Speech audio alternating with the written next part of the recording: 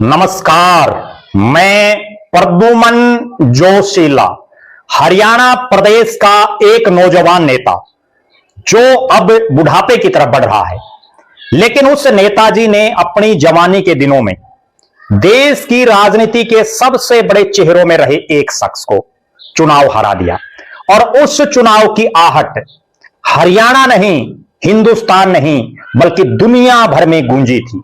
लेकिन फिलहाल वो नेताजी राजनीतिक तौर पर खात्मे की ओर हैं, परिसीमन की मार से नहीं उभर पा रहे और नाम है प्रोफेसर छत्रपाल सिंह।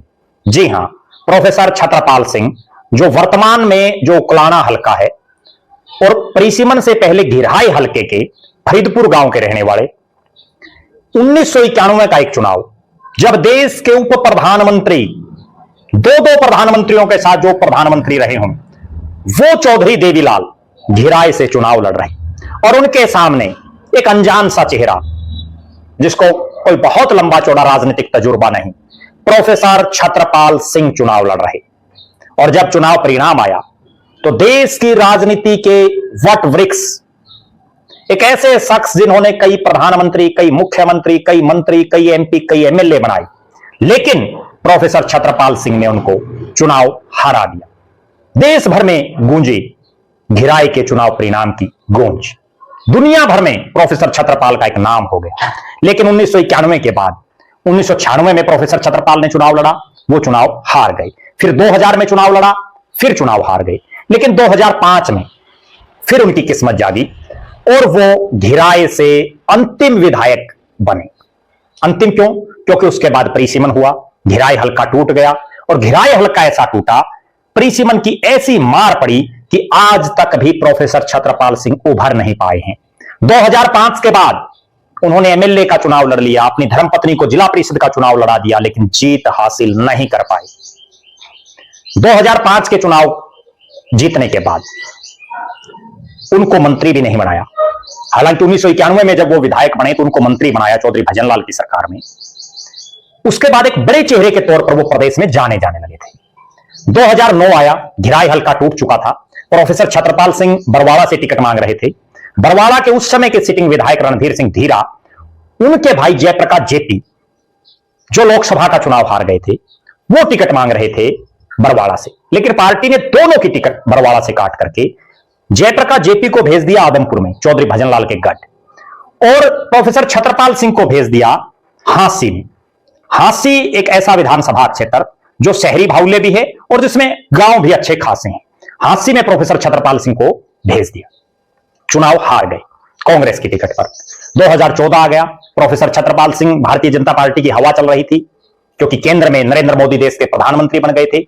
उन्होंने भी पार्टी बदली और बीजेपी में शामिल हो गए। लेकिन बीजेपी की टिकट पर भी उनके साथ बड़ी बूंदी बनी और इतनी बूंदी बनी कि वो तीसरे नंबर पर रहे। जब बीजेपी की सरकार बनी उस समय प्रोफेसर छत्रपाल सिंह तीसरे नंबर पर रहे। 2019 आ गया, हालात ये बनी कि प्रोफेसर छत्रपाल सिंह को विधानसभा की टिकट ही नहीं मिली। जो प्रोफेसर छत्रपाल सिंह चौधरी देवीलाल को हरा चुके हैं और उनके साथ यह हालात कि उनको विधानसभा की टिकट नहीं मिली।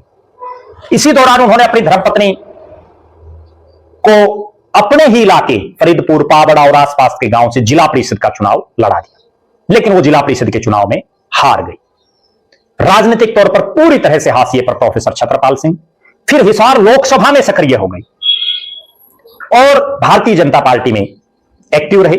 चौधरी रणजीत सिंह के चुनाव में जब लोकसभा का चुनाव था तो उन्होंने अपने घर पर प्रदेश के उस समय के मुख्यमंत्री और उस समय के बीजेपी के भी प्रदेश अध्यक्ष नायब सिंह सैनी को बुलाया, अच्छा खासा कार्यक्रम किया।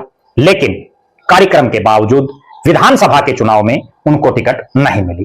जब हालात और परिस्थितियां बदलें और जब राजनीतिक तौर पर माड़े दिन आए तो प्रोफेसर छत्रपाल सिंह को एक ऐसी पार्टी की टिकट लेनी पड़ी जिनका हरियाणा में आज के दिन भी कोई विशेष प्रभाव नहीं है।